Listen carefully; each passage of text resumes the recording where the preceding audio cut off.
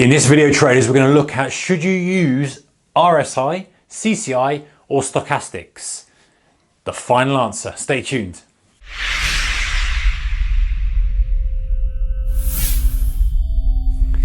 Hey traders, a very warm welcome to you. Okay, so should you be using RSI, CCI or stochastics?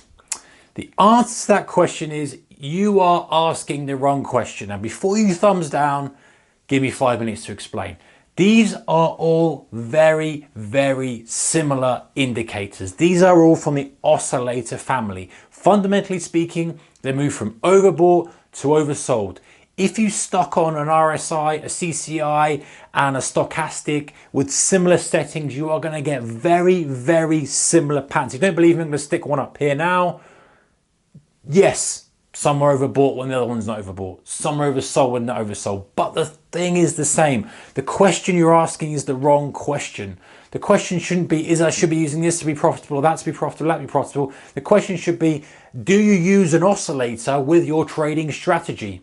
If the answer to that is yes, then just pick one and don't ever look at the others. Pick an RSI, pick a stochastic, pick a CCI, pick one set of settings and do not change anything. Do not divert into the next indicator, the next thing, this, that. There are probably hundreds, if not thousands, of oscillators and tweaks and adjustments you can make. And that is what is causing the problem with many people's trading. And I'm putting my hands up and say, I have been there and done that. Over analysis, trying to find the key solution, trying to find the indicator that's going to be the real holy grail, and then find a strategy from that. It's the wrong way of thinking, in my opinion. It should be, hey, I have this strategy. I want to get on board pullbacks. I want to get on board these. I want to use an oscillator to help me do that. For example, here we go. There's my oscillator. I want to buy it as soon as we get into an oversold condition. Doesn't matter if you use RSI, CCI or stochastic. It doesn't matter, guys. It's the same thing pretty much. Someone's going to say, oh no, it's slightly different. Yeah, I know that the formulas are different and I know we're going to get different outputs, but ultimately it's an oscillator that's giving you only a guidance as to when that thing is overbought, oversold, divergence, whatever. There are other uses for it, but mainly this is what it's doing. So whichever one you use, you're going to say, hey, I want to get on pullbacks and I want to use an oscillator for the first time it goes oversold, which is a strategy we talked about before in this channel. Doesn't matter which one you're using, just looking for that oversold signal to go long, manage your risk, normal stuff applies. This is the wrong question. We see this many, many times, guys, where people are asking, hey, what the settings should be? I know it should be a 14 or 15.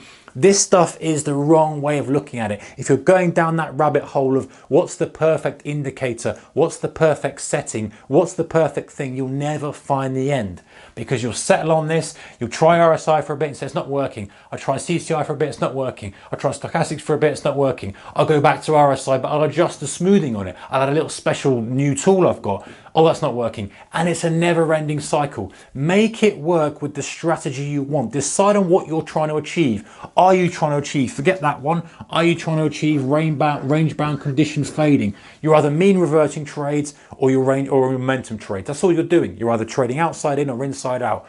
Decide what you're doing. Decide what tool you need to spot that. Do you even need an indicator? If you do, fine, but just use one. Pick one and forget about the merits of the rest. Don't spend ages looking at it.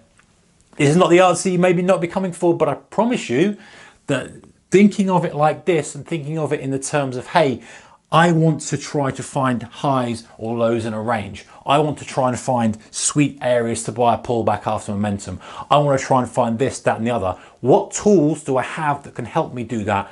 Okay, an oscillator might well help me. How might an oscillator help me? It might help me with a divergence signal. It might help me with a first oversold signal. It might help me frame the trade when I'm looking for my targets for it to be oversold. Whatever it may be, the point is you've got the idea and you bolt in the oscillator afterwards to help guide you with an initial idea that you could probably do without the oscillator.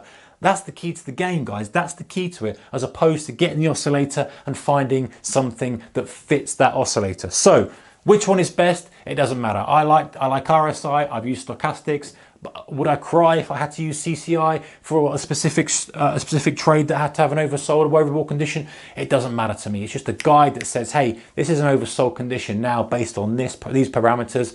Now you want to start to look for the trade. Or it's an overbought condition, now you want to start to look for the trade. So RSI, CCI, stochastics, same thing, guys. Oscillator family, all very, very similar. Someone will tell me they're not, I know. But honestly, think about things differently, and it should give you a good leap forward in your trading, the way you change your thinking. All right, guys, thumbs up if you like this kind of stuff. Controversial, I know, but it is what it is. Take care. Subscribe, by the way, if you haven't yet already. Take care. Keep your risk managed. Bye-bye.